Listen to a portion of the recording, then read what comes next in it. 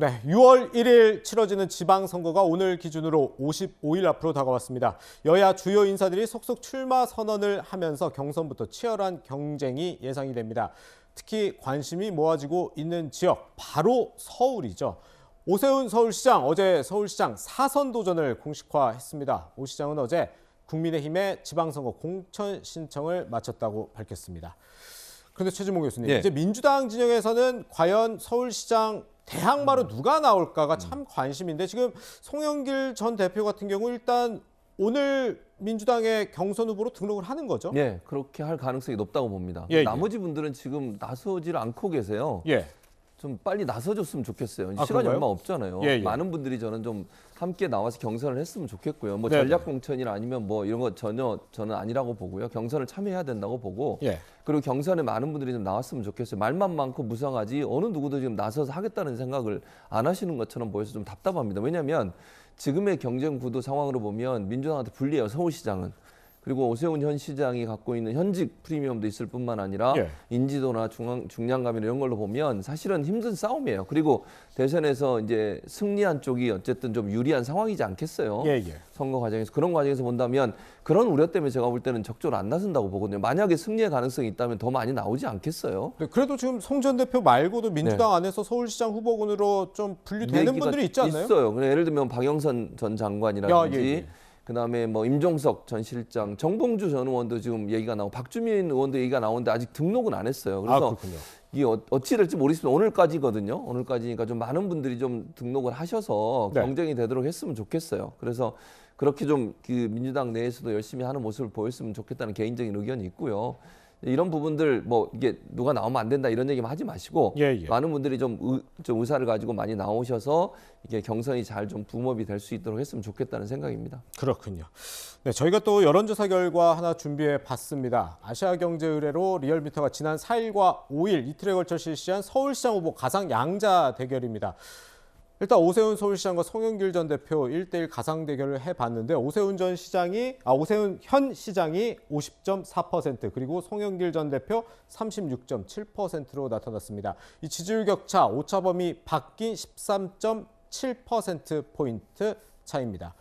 그런데 윤희석 대변인께 여쭤보고 싶은 게, 지금 이렇게 오세훈 시장이 좀 앞서는 여론조사 결과 아직 한참 남긴 했지만요. 나오고는 있는데 이걸 좀 정당 지지율로 보면요. 국민의힘이 결코 민주당을 앞서지 못하고 있는 결과가 이렇게 나오고 있거든요. 이거 어떻게 봐야 되는 거예요? 정당 지지율은 뭐 비슷하다가도 저희가 좀 지기도 하고 이기기도 하고 하는데 지금은 좀 지는 걸로 나와 있습니다. 그런데 이제 서울시장만을 놓고 볼 때는 역시 선거는 인물 경쟁도 중요하다 이렇게 본다면 서울만큼은 오세훈 시장이 지금 3번째 임기를 마치는 상황이고 4번째 도전을 하는 상황 아닙니까? 그렇죠. 그럼 이제 적어도 서울 시민 입장에서는 서울의 시장 이러면 아마 오세훈이라는 인물이 제일 먼저 떠오를 겁니다. 그리고 송영길 후보 같은 경우는 이제 후보 등록하시니까 후보라고 할게요. 송영길 후보 같은 경우는 인천에서 쭉 정치 활동을 하셨고 민주당 대표를 하셨지만은 아무래도 서울과 송영길 후보를 연결하기에는 서울 시민들의 어떤 인식이 아직은 거기까지 가기가 어렵다, 시간적으로. 그런 차원에서 볼 때 이런 차이가 많이 나고 있지 않느냐, 이렇게 생각해 봅니다. 그렇군요. 한편 민주당에서는 지금 송영길 전 대표의 서울시장 출마를 두고 당내 갈등이 점처럼 봉합되지 않고 있는 상황입니다.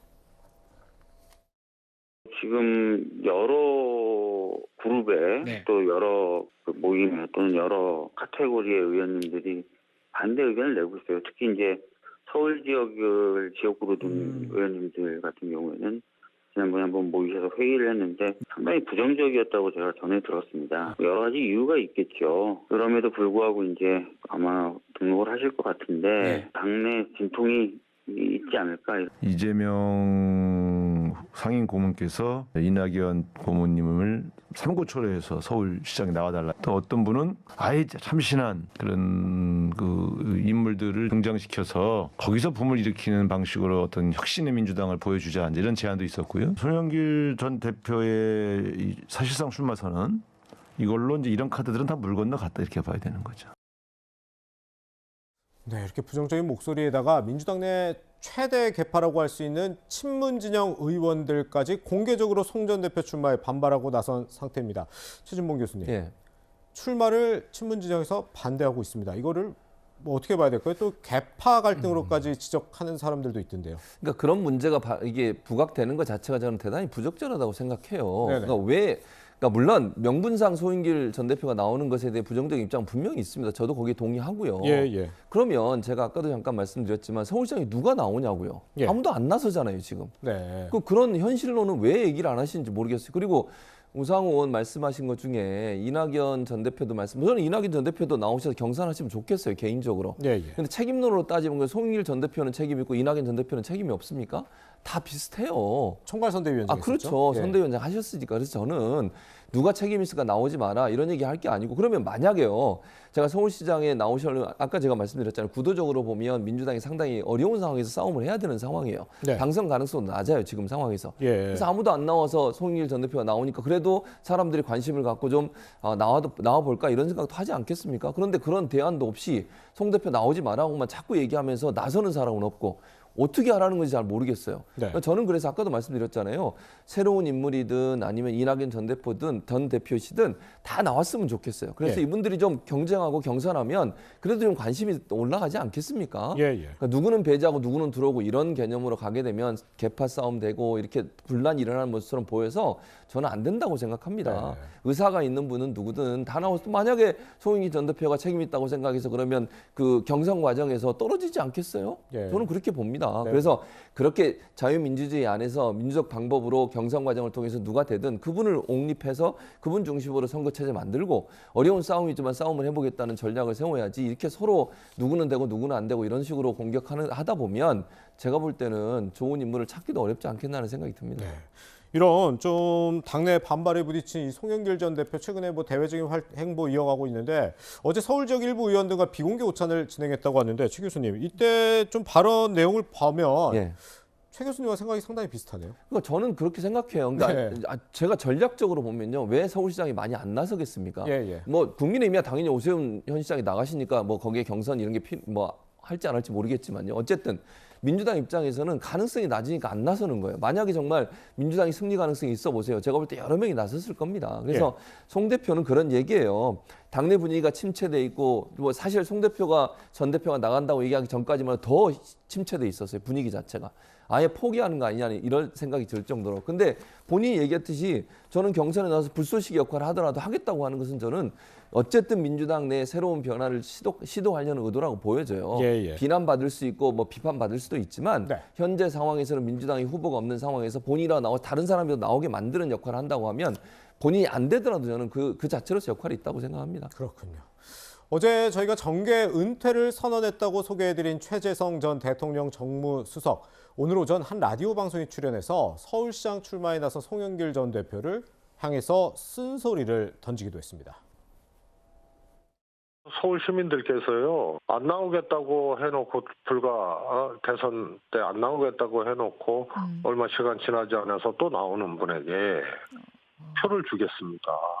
명분과 또 정치적 신뢰 같은 것을 다 이렇게 밟고 그렇게 나가는 것은 오히려 타격이 더 클 수밖에 없는 것이라고 봅니다. 그래서 이건 진짜 송탐대실이에요, 송탐대실. 어떤 논리와 이런 주장으로 포장된다 하더라도 이것이 전체를 흔들게 되면 그거는 사적인 욕망이죠.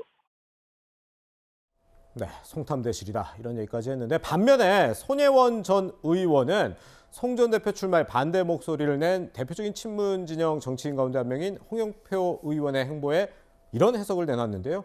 손 전 의원은 홍영표 의원이 송 전 대표에게 당대표를 빼앗기지만 않았으면 이라고 적으면서, 그런데 다시 송 전 대표가 서울시장에 출마하니 화가 났을 것이다 이렇게 주장을 하기도 했습니다. 손 전 의원 지난달 자신의 유튜브 채널을 통해서 이른바 송영길 재사용법을 언급하면서 송 전 대표의 서울시장 출마에 힘을 싣기도 했었죠. 전 당대표가 어차피 이 불출마 선언을 할 바에야 죽을 몸 한번 태워보고 죽는 게 어떠냐는 거죠. 국회의원 뭐 한 1년 반 정도 아니면 2년 정도 일찍 퇴임을 해서 더 큰 목표를 두고 한번 불살라 본다는 것도 나쁘지 않지 않을까요? 제가 이 송영길 재사용법을 여러분들께 제안을 드립니다. 송영길 대표께서 그 결심을 하시고 서울로 이사를 오시고 그리고 결심을 하신다면 제가 처음부터 무보수로 송영길 서울시장 후보를 돕겠습니다. 윤희숙 전 대변인 물론 상대 진영이긴 합니다만 이렇게 손혜원 전 의원 이런 좀 뭐 지지 선언이라고 할까요? 이런 게 어떻게 송영길 전 대표에게 많은 힘이 될까요? 어떨까요?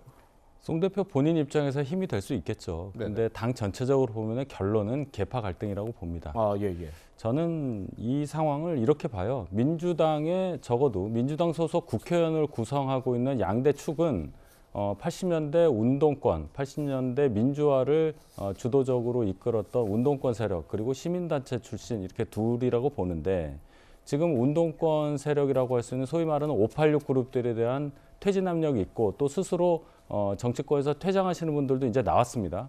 근데 송영길 대표가 81학번 운동권 세대의 맏형이라고 볼 때 본인의 선택이 과연 당을 위한 선택이냐 이 고민 이것은 송영길 대표 본인의 고민뿐만이 아니라 민주당 전체가 갖고 있는 앞으로의 정치 진로에 대한 고민이다 이렇게 봅니다. 그렇군요.